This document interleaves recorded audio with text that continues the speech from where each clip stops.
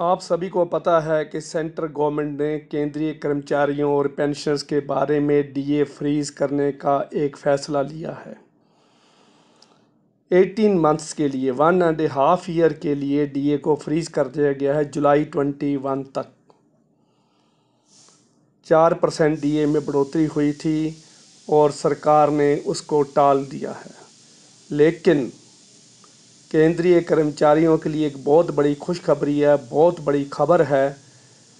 आप सभी को पता है कि मीडिया में ये न्यूज़ आ रही है कि डीए फ्रीज करने के प्रस्ताव को सरकार वापस लेने जा रही है, क्योंकि सभी यूनियंस ने प्रोटेस्ट किया है और 1 मई लेबर डे से सिंबॉलिक प्रोटेस्ट दिल्ली में स्टार्ट हो चुका है।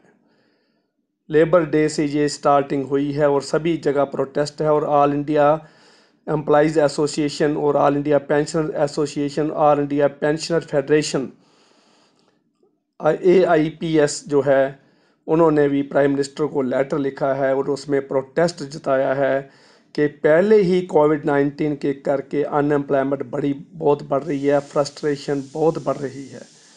और दूसरी बात उन्होंने कहा कि रेलवे और पोस्टल कर्मचारी, केंद्रीय कर्मचारी सभी ने कोरोना वायरस के होते हुए ऑफिस में जाके काम किया है और सभी तरह की ड्यूटीज़ डिस्चार्ज करी हैं।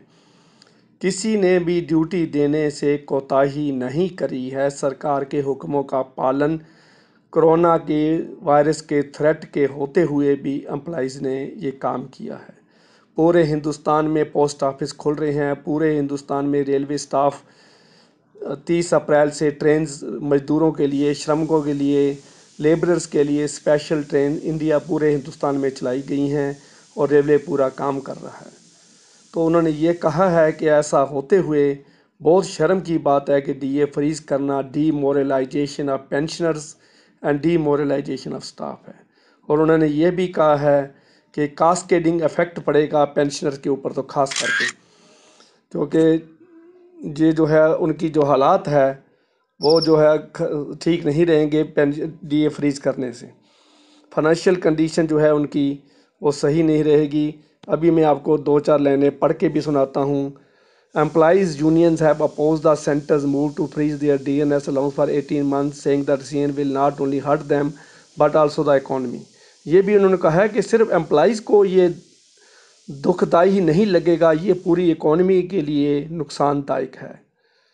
Opposition from industrial workers will increase the friction with the government at a time when the country witnesses a rise in unemployment. बेरोजगारी बढ़ रही है और इंडस्ट्रियल वर्कर्स को नाराज करना कोविड-19 के होते हुए बहुत इनकम लॉस होगा, देश का बहुत बड़ा हो जाएगा, नुकसान हो जाएगा। The freeze of inflation linked pay hike for government employees and pensioner will have a cascading impact on their lifes. Pensioners के लिए भी ये बहुत नुकसानदायक है। Government wants some economic activities to open up without consumption. Economy cannot revive. जब consumption नहीं बढ़ेगी तो सभी एक्टिविटीज़ को खोलने का कोई फ़ायदा ही नहीं है।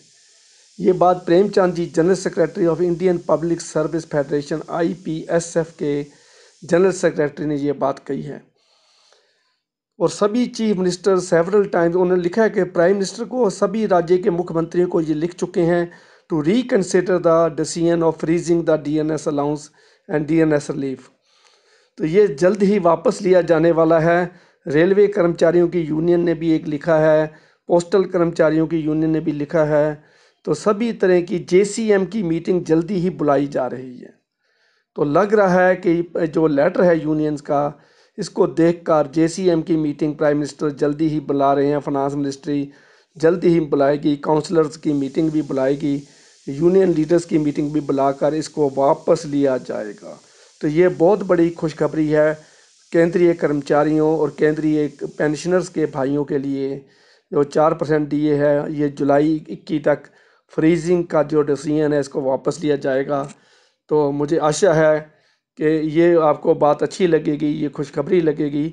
तो इस वीडियो को ज़्यादा से ज़्यादा शेयर करो, लाइक करो और सब्सक्राइब का बटन भाइयों बिल्कुल फ्री है, ये लाल रंग का है, इसका कोई खर्चा नहीं है, इसको दबा दीजिए। आप भी दबाइए, आगे भी दबाइए, ताकि जब मैं अगली वीडियो डालूँगा तो आपको नोटिफिकेशन मिल जाएगी। Thank you very much.